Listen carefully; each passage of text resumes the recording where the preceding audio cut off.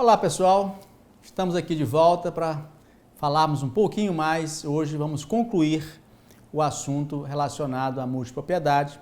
Nas aulas anteriores, nós consideramos aí o conteúdo do artigo 1º da Lei 13.777 de 2018. Hoje nós vamos nos concentrar no artigo 2º. Essa lei teve apenas 2 artigos, já que o terceiro foi vetado. Do que trata o artigo 2º da Lei 13.777 de 2018? Ele introduziu alterações nos artigos 176 e 178 da Lei 6.015, no que diz respeito a como proceder aos procedimentos relacionados ao Instituto da Multipropriedade no âmbito do registro de imóveis, uma vez que esse instituto ele requer uma escrituração diferenciada. Nós vamos ver nessa nossa conversa que houve uma alteração significativa em princípios, ou em especial num princípio, que rege o direito registral imobiliário. Vamos já falar sobre eles, vocês perceberão isso claramente no decorrer da nossa abordagem. Nós sabemos que o artigo 176, ele regula a escrituração do livro 2, que é o livro Registro Geral destinado à matrícula dos imóveis e ao registro ou averbação dos atos relacionados no artigo 167 e não atribuídos ao livro número 3, Registro Auxiliar. O artigo 176, nos números 1 a 5 do inciso 2 do parágrafo 1º, ele trata dos requisitos gerais da matrícula. Esses requisitos gerais da matrícula, descritos nos números 1 a 5 do inciso 2 do parágrafo 1º da lei, do artigo 176 da Lei 6.015, eles são escriturados na cabeça da matrícula. Quando se abre a matrícula, todos aqueles 5 requisitos estão ali contidos na matrícula. Porém, o artigo 2º da Lei 13.777 de 2018 acrescentou um novo requisito, número 6, aplicável somente à matrícula do imóvel submetido ao regime da multipropriedade, nos seguintes termos. 6. Tratando-se de imóvel em regime de multipropriedade, a indicação da existência de matrículas nos termos do parágrafo 10 deste artigo. Então, vamos à primeira parte, a indicação da existência de matrículas. Então, como esse número 6 está ali no número 2, que trata dos requisitos da matrícula, não há dúvida que o número 6 é um requisito da matrícula. E é um requisito específico, porque ele diz aqui, tratando-se de imóvel em regime de multipropriedade. Mas ele tem um outro diferencial. Ele não só é específico, especial, como ele é atípico. E por que ele é atípico? Porque ele necessariamente não constará da cabeça da matrícula. Na verdade, esse requisito, que na verdade, não sei por que foi colocado aí nos requisitos, poderia ter sido num parágrafo separado, porque quando colocou lá no inciso que trata dos requisitos da matrícula, ele criou um requisito da matrícula, ele já é comum, quando se faz uma instituição de condomínio, por exemplo, edilício, se já averba a abertura das matrículas. Quando se registra um memorial de loteamento, já se averba a abertura das matrículas. Então, necessariamente nem precisaria haver, mas ele foi introduzido aí. Então, com isso, nós temos um requisito especial e atípico da matrícula, que é o número 2, acrescentado ao inciso 2 do parágrafo 1º do artigo 176 da Lei 6.015. Muito bem. Vamos às demais questões aqui. O parágrafo acrescentou ainda os parágrafos 10, 11 e 12 ao artigo 176. O que diz o parágrafo 10? É o seguinte: quando o imóvel se destinar ao regime da multipropriedade, além da matrícula do imóvel, haverá uma matrícula para cada fração de tempo, na qual se registrarão e averbarão os atos referentes à respectiva fração de tempo. Vamos parar aqui. Então, a lei menciona que além da matrícula do imóvel, no qual a gente vai registrar a instituição do regime da multipropriedade, né? E na qual se vai averbar a abertura de matrícula para a fração de tempo, também haverá uma matrícula para cada fração de tempo. Uma matrícula para o imóvel no qual se instituiu o regime da multipropriedade e várias matrículas para as frações de tempo, de acordo com a quantidade dessas frações de tempo.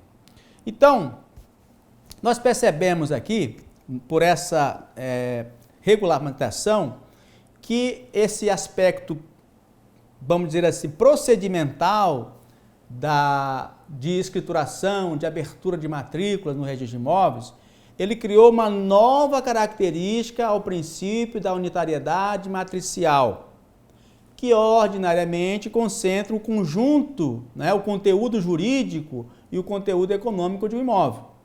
Então, o artigo 176 estabelece que para cada imóvel haverá uma matrícula. Então, é o princípio da unitariedade ordinária. Um imóvel, uma matrícula. Mas agora nós temos uma unitariedade matricial não mais em função de um imóvel, e sim em função do seu conteúdo, que pode ser predominante jurídico e predominantemente econômico. Então, essa lei inaugura um novo princípio de unitariedade matricial, uma nova roupagem do princípio da unitariedade matricial, ao não mais vincular a matrícula ao imóvel em si, mas ao seu conteúdo, seja ele jurídico ou seja ele econômico. Então, na matrícula do imóvel, onde foi instituído o regime da multipropriedade, foi registrado o ato de instituição da multipropriedade, nós temos ali o conteúdo jurídico do imóvel, que é o domínio comum, né? A copropriedade, tratando-se de uma propriedade pertencente a vários proprietários, ou no ato de instituição ou posteriormente. Só não vai acontecer esse condomínio voluntário nesse domínio se o imóvel permanecer e todas as frações permanecerem na pessoa de um só proprietário. Mas se no ato de instituição já há vários proprietários ou se posteriormente há várias alienações, nós temos então isso. Então, a matrícula que concentra o conteúdo jurídico do imóvel, que é o seu domínio, e várias matrículas que concentram de forma autônoma o conteúdo econômico desse imóvel. De forma que a matrícula do imóvel e a matrícula da fração, elas correspondem à propriedade plena de cada multiproprietário no imóvel. E claro que quando nós falamos que a matrícula da fração ela contém um conteúdo econômico, nós não estamos dizendo que não há também um conteúdo jurídico, porque por trás de todo interesse econômico há um arcabouço jurídico em defesa, né, desse direito econômico, desse conteúdo econômico, de exercício desse conteúdo econômico, de proteção a esse conteúdo econômico. Então, nós queremos apenas mencionar que, ostensivamente, a matrícula da fração de tempo, ela tem um conteúdo econômico. E lá na matrícula do imóvel, ostensivamente, você tem um conteúdo jurídico, de proteção do domínio, da sua relação jurídica com esse imóvel, já que o conteúdo econômico foi destacado para as matrículas das frações de tempo, tá certo? E o parágrafo 10 ainda diz que na matrícula da fração de tempo serão registrados e averbados todos os atos referentes a essa fração de tempo. E aí nós voltamos àquilo que nós mencionamos lá no início, quando tratamos na seção 2 dessa lei sobre a transferência da multipropriedade. Embora aí diz que vai ser averbado, registrado os atos referentes à fração de tempo, na verdade, esses atos são referentes ao direito de multipropriedade, porque é impossível você negociar a fração de tempo sem negociar o seu direito sobre o imóvel matriculado, o imóvel constante da matrícula principal, conforme nós exemplificamos com a venda do apartamento sem vender as frações do terreno ou de áreas comuns, etc. Não é possível fazer isso. Então, é apenas uma simplificação do legislador, né, ao falar que será registrado aí na matrícula da fração de tempo, mas não se resume à transferência de direitos relacionados a fração de tempo. Como a fração de tempo é a unidade que se destaca, né? É o direito que vai mais dinâmico, é o que vai ser operacionalizado, é o foco de atenção e de interesse do mercado. Então é mais que natural que ela concentre os atos, até porque senão teria que praticar atos nas duas matrículas e ficaria até difícil de acompanhar isso. Então, por uma simplificação de procedimentos, né, e por uma clara relação entre uma coisa e outra, inclusive na abertura das matrículas, nós vamos também depois deixar isso à disposição. É importante que seja identificada nessa matrícula a vinculação dessa fração de tempo ao seu imóvel, né? Nós vamos abordar um pouquinho mais disso aqui quando falarmos um pouco sobre a fração, a fração remanescente no caso da multipropriedade. Muito bem, nós queremos fazer uma reflexão aqui sobre a parte final do parágrafo 10. Por que ele diz aqui, o parágrafo 10, na parte final? Ele diz o seguinte, né? Ressalvado, quer dizer, você vai registrar e averbar na matrícula da fração do imóvel os atos relacionados a ela. Ressalvado o disposto no parágrafo 11 deste artigo. O parágrafo 11 trata da possibilidade de se ter uma fração de tempo para cada, uma inscrição imobiliária, melhor dizendo, para cada fração de tempo. Então, quando ele ressalva aqui, ressalvar significa o quê? Significa limitar, excepcionar, excluir, né? Levando a crer que essa inscrição imobiliária, vamos dizer assim, distinta, ela não será objeto de averbação, já que ele está excetuando, ressalvando, ressalvado. Então, queremos entender que essa ressalva significa sem prejuízo do que está no parágrafo 11, ou seja, quando acontecer isso, quando isso for possível, então também será averbado na matrícula da fração de tempo essa nova fração, essa nova inscrição imobiliária. Nós sabemos que já existe, né, a tributação da posse, não é nenhuma novidade. O artigo 32 do CTN trata da tributação da posse. Você pode criar uma inscrição municipal, por exemplo, para a posse, né? Os imóveis rurais estão cheios de inscrições, né, cadastrais da posse. Em muitos casos, a posse envolve tanto, a inscrição, o cadastro envolve tanto a posse quanto a propriedade, né? Tá, até um conceito de imóvel rural é diferente do conceito de imóvel do Código Civil, exatamente por essa questão cadastral. Já aqui, no parágrafo 11, ele trata a possibilidade de se inscrever essa fração de tempo. E isso não tem a ver com a posse. Isso tem a ver com conceitos mais modernos do direito tributário. Por exemplo, tem a ver com o cadastro multifinalitário, que tem âmbito fiscal e tem âmbito extrafiscal. Por exemplo, tem questões de direito ambiental que são levadas em consideração nesse cadastro multifinalitário. E no âmbito fiscal, nós temos a função social da propriedade, temos o proveito econômico, temos a individualização da responsabilidade fiscal, temos a justiça fiscal, temos o pleno exercício da capacidade arrecadatória, etc., dentre outros aspectos que são levados em consideração nesse cadastro multifinalitário. Então, esse cadastro multifinalitário é o ambiente adequado para desconsiderar essa relação jurídica dos proprietários com o imóvel, né, no seu domínio como um todo, nesse condomínio voluntário que permanece lá na matrícula do imóvel, para aportar, para se referir, para se limitar a alcançar apenas o proveito econômico atribuído potencial e individualmente a cada um dos proprietários em regime de multipropriedade em relação à sua fração de tempo. Então, é esse número de inscrição cadastral que vai ser lançado lá na matrícula da fração de tempo do imóvel.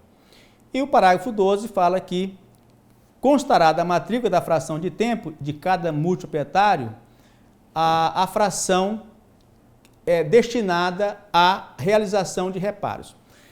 No início da nossa conversa, lá, nossa primeira abordagem sobre esse tema, nós mencionamos que a lei estabelece que a fração de tempo, que é indivisível, deverá ter no mínimo 7 dias. Isso dá 52 frações de 7 dias, sobra um dia. Então, esse um dia é uma fração de tempo destinada à realização de reparos, de conservação no imóvel. Para onde vai essa fração de tempo? Ela será objeto de uma matrícula separada? Não. Ela vai integrar a fração de tempo de cada matrícula, de cada multiproprietário. Então, a pessoa é multiproprietário de uma fração de tempo e nessa fração de tempo vai integrar. Por exemplo, ficaria mais ou menos assim a redação, né, de uma matrícula, só para a gente ter uma ideia. Diz assim, ó, instituição de propriedade, vamos pensar assim, né? Aí você está fazendo lá o registro dessa instituição. E essa redação ela vai se repetir nas matrículas das frações de tempo. De acordo com o requerimento do proprietário ou proprietário, instruído com a instituição de multipropriedade, aqui arquivado, fica instituído um condomínio de tantas frações de tempo, de uso e gozo, com exclusividade, da totalidade do imóvel, tal, ou objeto da matrícula tal, mas pode mencionar o endereço melhor, né? Do apartamento X ou da casa X, da rua tal, pelo período fixo, flutuante ou misto, conforme o regime instituído, de tantos dias a cada ano, assegurando-se a cada fração de tempo um período mínimo de tantos dias seguidos, correspondendo cada fração de tempo a tantos avos do imóvel, porque você tem uma relação jurídica com o imóvel sobre o qual se está instituindo essa multipropriedade em fração de tempo, e da fração de tempo adicional, fixo, flutuante ou misto, de tantos dias para reparos indispensáveis ao exercício normal do direito de multipropriedade, cuja fração de tempo já está contida na fração do imóvel, sendo as frações de tempo de uso e gozo numeradas, tal. Então, nós estamos abordando aqui que, além do fato de que a matrícula, de que o imóvel, nós mencionamos lá atrás, né? Que o imóvel tem que ter uma identificação ou a quantidade de dias que ela precisa, que ela alcança, é preciso que essa fração de tempo também tenha uma identificação.